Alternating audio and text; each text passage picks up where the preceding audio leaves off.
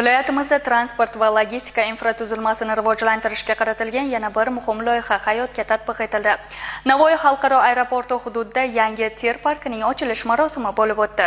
Ushbu loyiha hududda yuk tashish tizimini yanada takomillashtirish va haydovchilar uchun qulay shart-sharoit yaratishga qaratilgan.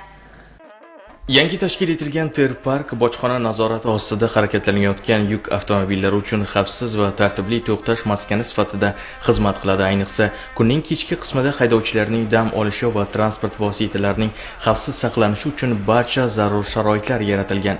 Hudud bir vaqtning o'zida 50 ta yuk avtomobilni qabul qilish imkoniyatiga ega. Viloyat hokimligi, viloyat bojxona boshqarmasi hamda Navoiy xalqaro aeroporti mutasaddilari ishtirok etgan tadbir davomida tir parkka dastlabki tranzit yuk avtomashinalari kirib keldi. Bu esa yangi maskanning amaliy faoliyati boshlanganidan dalolat beradi.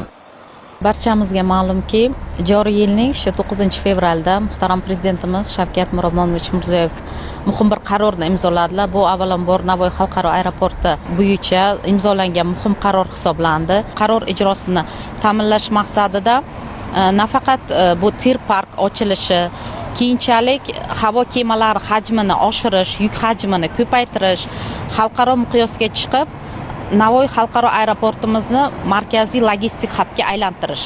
Asosiy maqsadimiz shu va mana shu yo'lda Xudo xohlasa barchamiz bir jamoa bo'lib, strategik reja asosida loyihalarni amalga oshirib harakat qilmoqdamiz.